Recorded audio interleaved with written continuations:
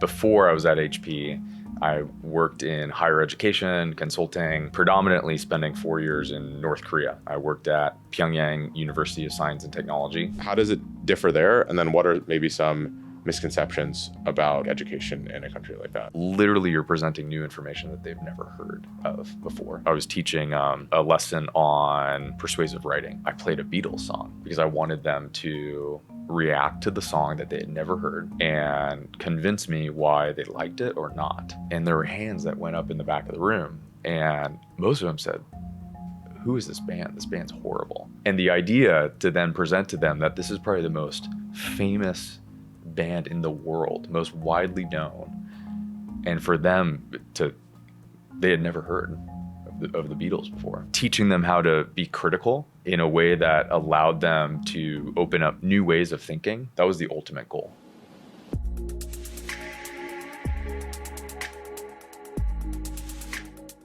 Andrew, welcome to the Ken's Nearest Neighbors podcast. You've been involved via HP. Obviously, ZHP is the largest sponsor of the podcast. But you also have one really interesting story, and you're also someone who is behind the scenes one of the most unique community builders in the data space. So I wanted to have you on, learn a little bit more about, one, your unique story, but also some of the behind the scenes stuff that you've been doing with ZHP and the ambassador program there. So again, thank you so much for coming on. Hey, it's great to be here. Again, I've known you for a number of years now, and to be on the show after watching so many different episodes and so many unique people that you've brought to the show, I'm excited for our conversation today. Me too. And it's also fun. I love interviewing my friends, so it's a little bit, there's no pressure. It's just a fun sort of conversation, a little background there. But of course, how I intro everyone to the guests is I'd love to hear about your first experience with data and how that helped you to get involved with the career. Obviously, you're not a traditional engineer. Yep. You're working more on the product, the organizational side, and these types of things. But I'm sure that data is still intersected with your life at some point in time. Yeah. Again, for me, my first interaction with data, specifically in my role, I came into tech, a bit of a unique background, which I think we'll talk about in a little bit. But we had just started a new machine learning, data science, AI incubative business at HP. I was the second full-time hire. And one of the big questions that we had to ask was, what's the data point in terms of justifying the market opportunity? What were customers looking for in terms of high performance compute? And so when we were putting together our use case as a business, really coming at the forefront of having to utilize data to justify what customers needed in terms of solutions. We couldn't just say data centers take a long time to build, or cloud's too expensive, so folks don't want to run their workflows on that. And so again, my perspective from a product marketing and really looking at the core issues that customers are trying to solve, data was really the key to unlock opportunities for us as we scaled our business. Amazing. And so, something that I've loved about our work is that data doesn't necessarily have to be tabular. It doesn't have to be images. It doesn't have to be these things. Feedback is data as well. Yeah. You have a lot of ambassadors who are working with ZHP products, and there's been a lot of opportunities to give feedback to say, hey, this could be better, or we really like this, how about this and these types of things. And we don't necessarily always think about those as data points, but they absolutely are. And those are arguably some of the most important points is that this podcast, a lot of the other stuff I do is very focused on case study. Mm-hmm. And if you have enough case studies, you get very unique stories where you understand the nuance of the data rather than just these large picture data points. So I think that, all encompassing that works really well to tell a very unique story that has context, which is something we're missing frequently.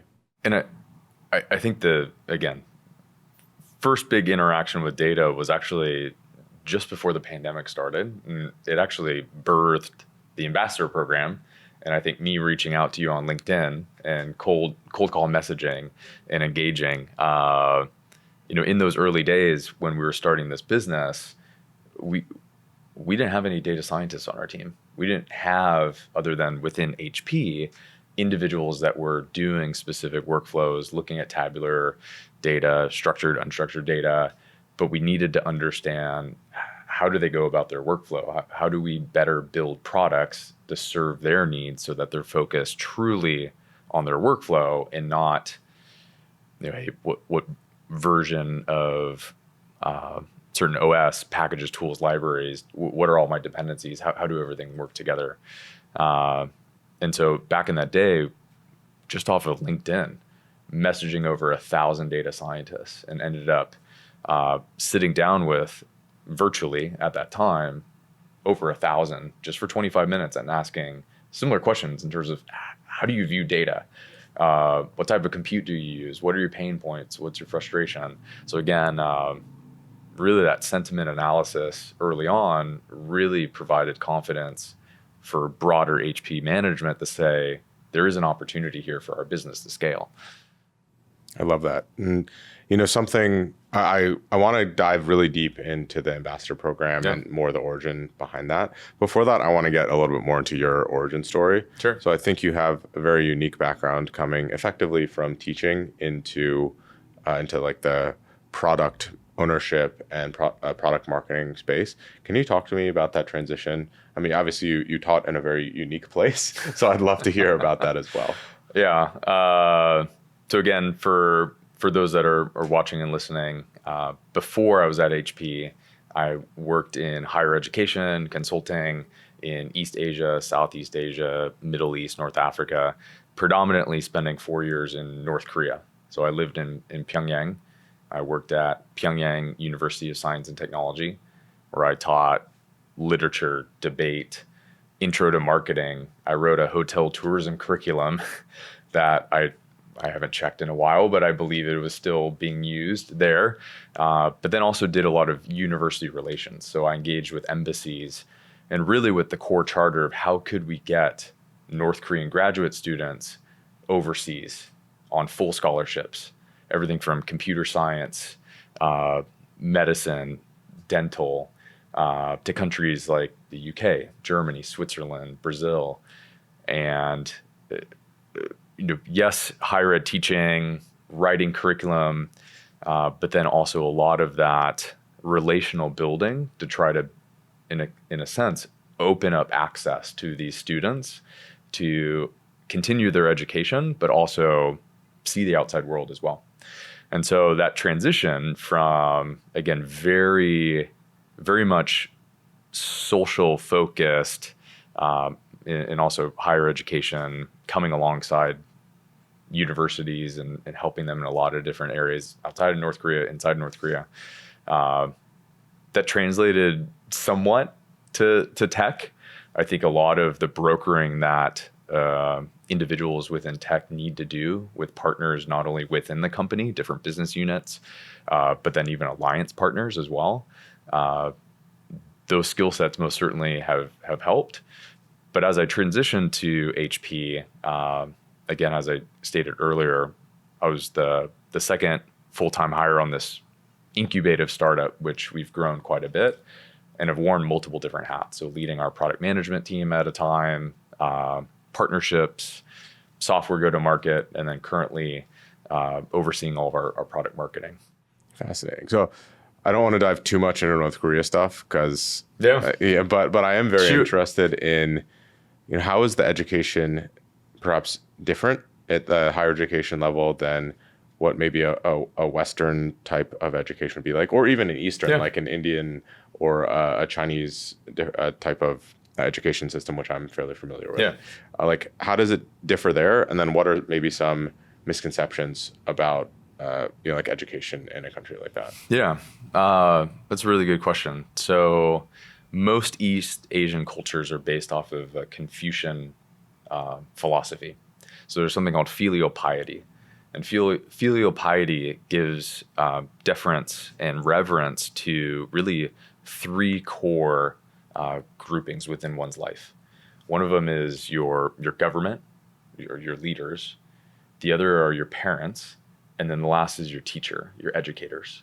And so in societies where Confucian mentality, philosophy is still very much at the root in the ways that culture interacts, with others in a society. So think of China, Korea, all the way down to even Indonesia, the Philippines, Singapore. Even though I was at that time in front of my students, I'm a foreigner, but I'm also a Caucasian American. And there's certain sentiment within that country towards America in general, but also Caucasian Americans, that the most fascinating thing was this friction that you would see in the culture, because I still fell within that feel of piety, because I was to be revered as their educator, but then I was also within their country, their the party line. There's a certain behavior towards Americans, and so even culturally, in terms of the way that they would engage, this sparks flying in the mind in terms of how do I interpret the way that I interact with this individual. In terms of like classroom etiquette engagement, again, there's no cell phones, right? There's no internet. They're very much viewing education as an opportunity to elevate their standing. Now, some of the listeners or viewers might say, hey, like, this must be a super privileged class to have engaged with you. And I would say it's probably second tier. Those that are most privileged are going to be able to leave the country, right? You look at the current leader, he went to school in Switzerland. I would say this is the tier just below that. And in a Western society, a lot of people say, oh, this individual is from a high class because their parent is a doctor or a lawyer. But in a society like North Korea, it's, the father could be a driver, the mother could be a gardener, and it's whose garden does she attend to? Who does the father drive for? In a sense, education is so well revered and honored. It's also utilized as a tool in terms of opportunity for favor, for party allegiance.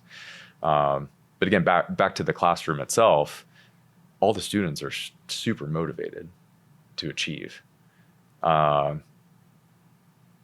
didn't have one instance in 4 years of them trying to cheat, because it's also a guilt shame culture too. They understand if they're ever caught, that's like the worst thing ever. But also just the motivation in terms of, I come into the room, they stand up, they bow, I do the lecture, they always do their work. And I think what kept me there the longest was the fact that every single lesson that I brought in, because it was from a perspective from outside of their country, literally you're presenting new information that they've never heard of before. So in one instance, I was teaching a lesson on, I think it was talking about persuasive writing. And I played a Beatles song because I wanted them to react to the song that they had never heard and convince me why they liked it or not.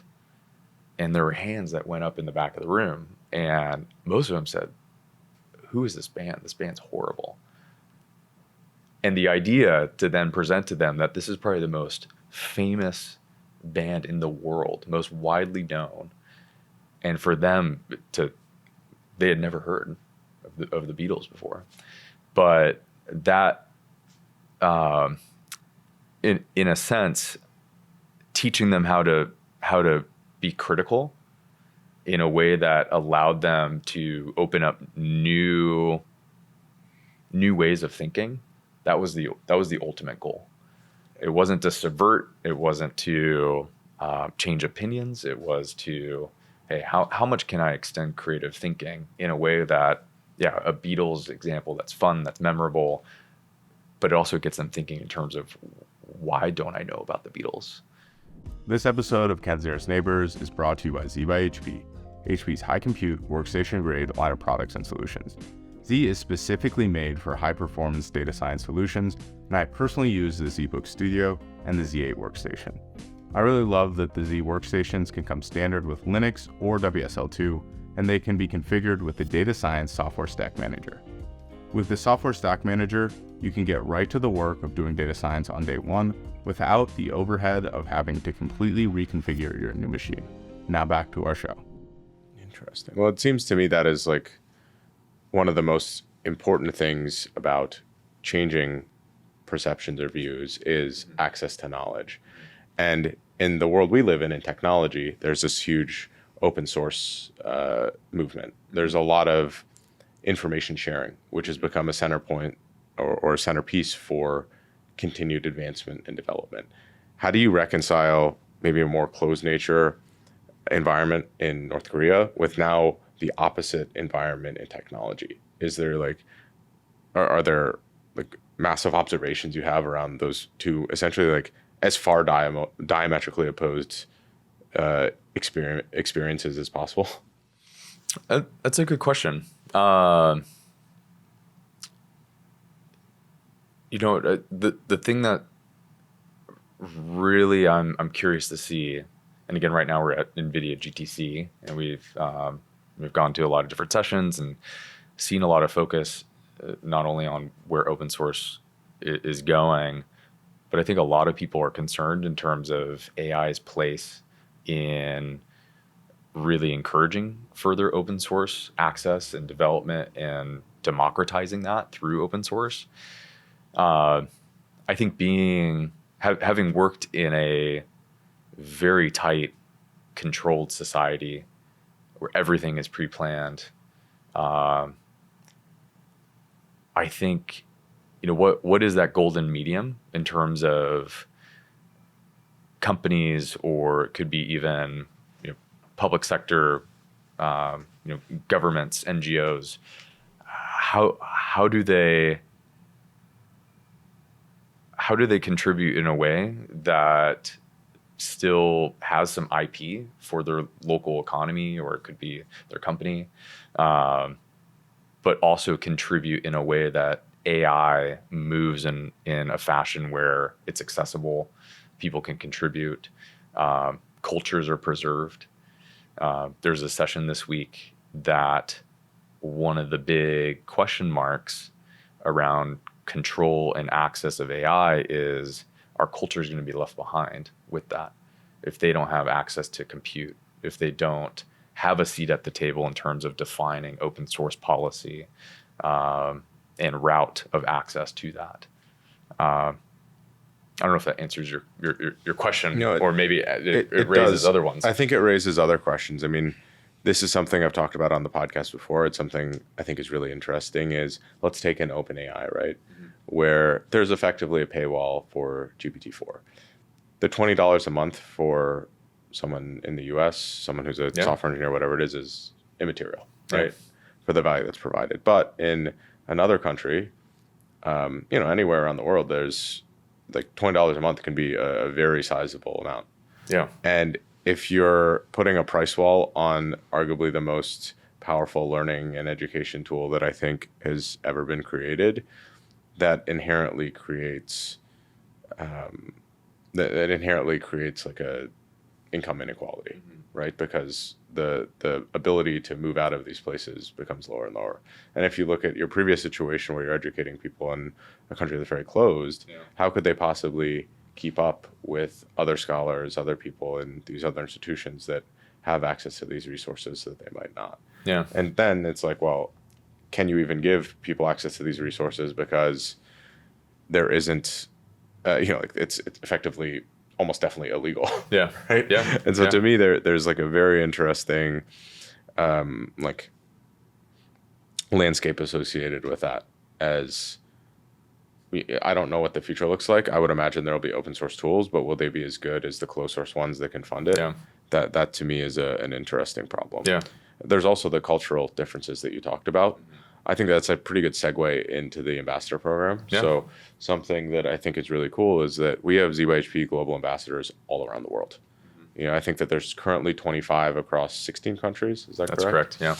And that to me gives you the ability to understand the domain, the data domain, the AI domain, any of these types of things as it evolves culturally. You look in Europe, there's dramatically different regulations around data privacy and things along those lines.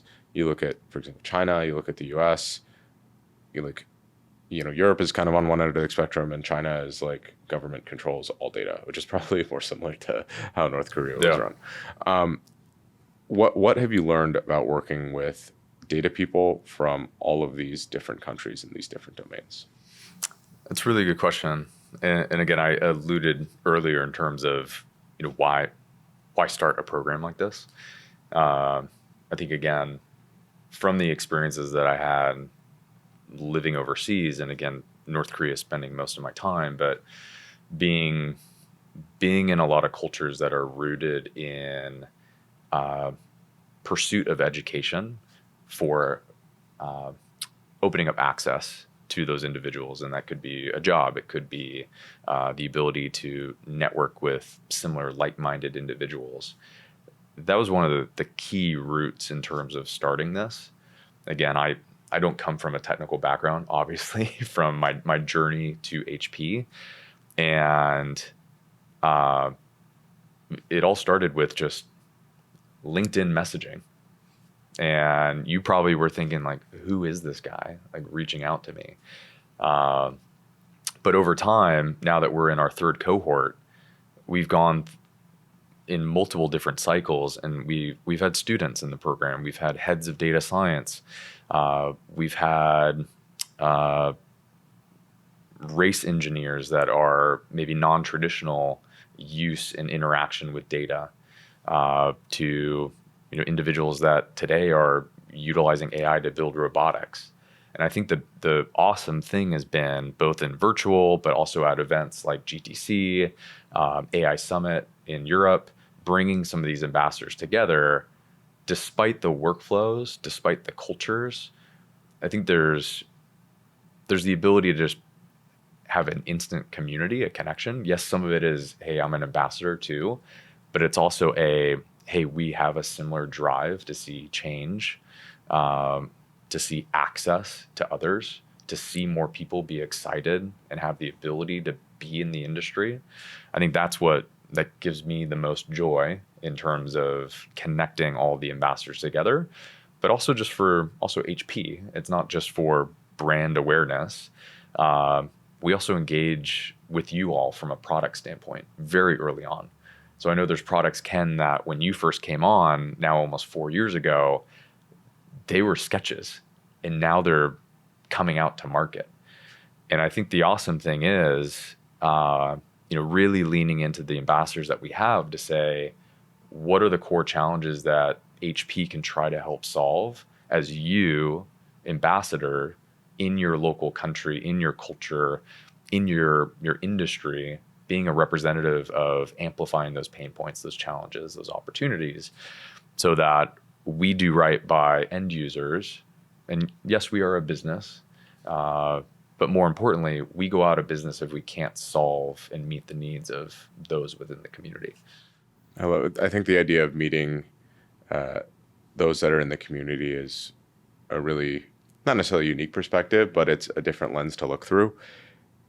You talked, you're not necessarily a technical person, but is it the greatest strength of a technical person to connect a ton of people, to be able to source all this information together, to be able to develop and build a cohort? I mean, I think that's one of my strengths in terms of connecting people, but I don't think broadly across all tech people that's one of the greatest skills that they have. And I think the outreach and these types of things are really important for building a community like that. From your perspective, what does it mean to be a ZHP Global Ambassador? Like, I kind of know the answer to this question, but I want to know your perspective. Yeah. Like, what is the value for the people who are ambassadors? Yeah. And then I think we've talked a lot about the value for the company in terms of feedback, in terms of, creating demos, in terms of the storytelling, and the ability to have also additional mouthpieces. Yeah. Again, this last cohort, we had over 1,000 applications, and I get messages in terms of, hey, I want to be an ambassador. How do I be an ambassador? And I think first and foremost, really 2 core criteria. And some of this is just based off of my background. But the first is, really a teacher's heart. Not that you're in front of a room and you're giving lectures, but from the standpoint of you want to showcase your work.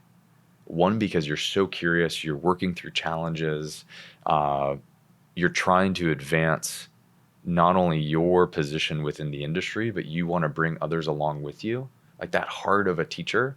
And I think that's why we started with engaging with the Kaggle community first, because it was just a natural spot where folks, yeah, they're competing, but they're publishing notebooks, they're submitting discussions. So do you have a heart of a teacher? And then the other thing is just really a genuine sense of wanting to contribute to the community with their time, with their access to compute. And so asking in terms of what is your motivation that you want to be an ambassador? If it's to get free hardware, yeah, that's one aspect in terms of an engagement with a company like HP. But more so, we look at opportunities in terms of how do we bring you along and come to places like NVIDIA GTC, other conferences? How do we have a room full of customers that are trying to solve really challenging problems?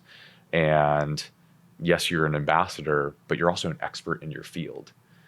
And do you want to engage and maybe help direct where a certain industry is going? And if HP can help, again, connect industry leaders that are making policy decisions on AI, data science, machine learning with ambassadors that have maybe even a broader community footing, that's a win for HP, even if it's not pointing to HP products, which I know you've been in conversations with some of our customers where it might not make sense to have an HP product, and that's fine. At the end of the day, if we can do right by the customers that we engage with, but more importantly, we stay true to what the community is passionate about and share with maybe our customers that aren't as close to the community, like that's key. So again, teacher mentality, community focused, and then again, we look at cultural diversity too. We can't have 25 in the US. That wouldn't be reflective of the diversity of the community, the diversity of experiences that are outside of a Western culture, or even wanting to have more representation in like the global South, for example. Well, it's interesting. Again, there's ambassadors across so many countries, and logistically, I know how difficult that can be and is for you guys, but it seems that it's still worth it because of the benefits of just having these different and varying experiences in the domain. I also think, talked about being an educator, being a teacher. A lot of people on Kaggle, they think that it's all about the competitions. Yeah. Arguably, the people who are doing as much good for the community as the people who are producing notebooks. And this is in some sense a way that these people can also be rewarded and continue to be producing incredible community-driven resources. I think that obviously there's a hardware component. So for people that don't know, Z by HP gives me essentially like very excellent compute for me to be able to work on all the projects and things that I want to work on.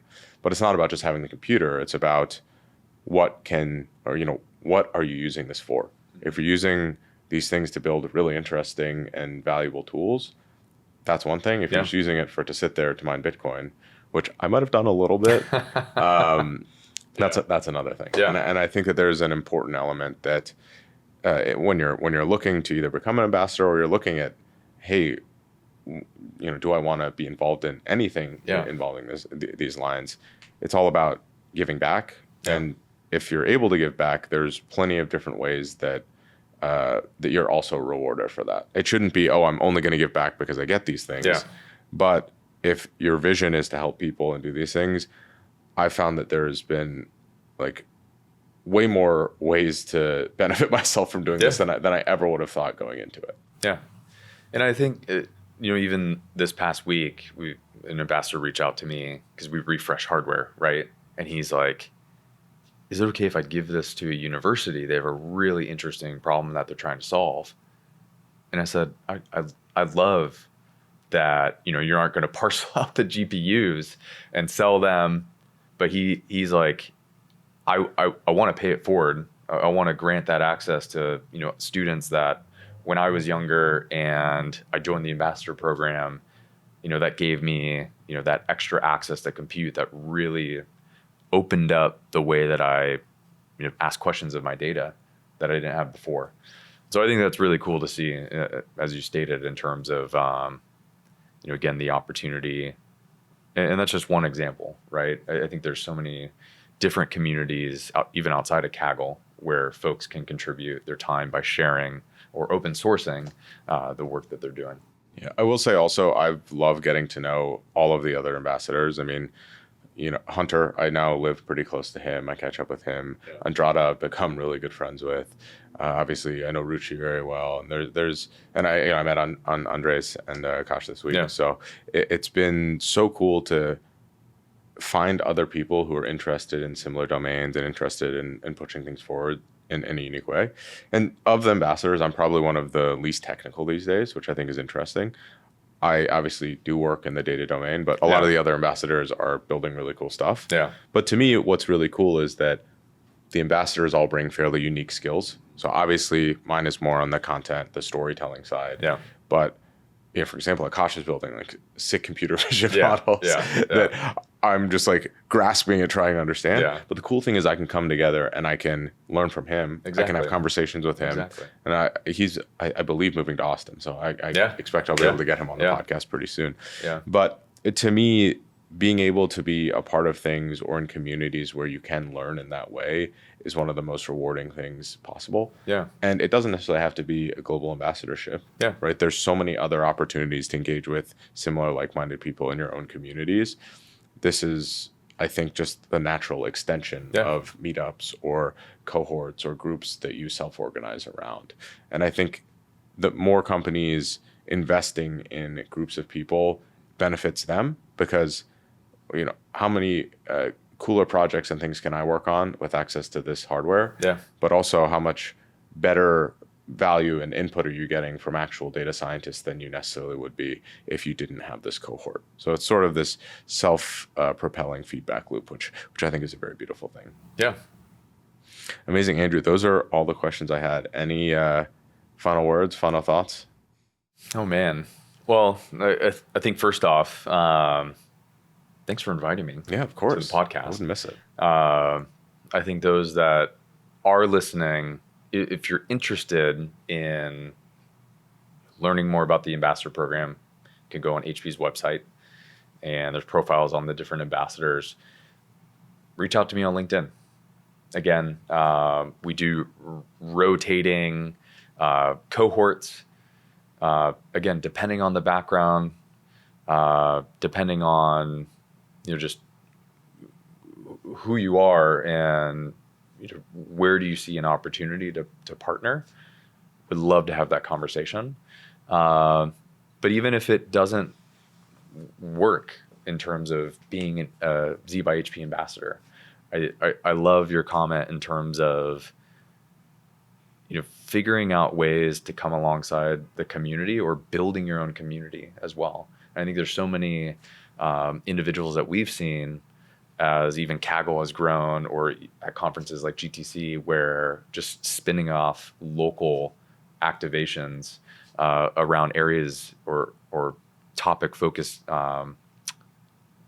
workflows or approaches that again spur on just like-minded people to come together. Amazing. Andrew, thank you so much. Yeah. Really enjoyed it. Thanks, Ken.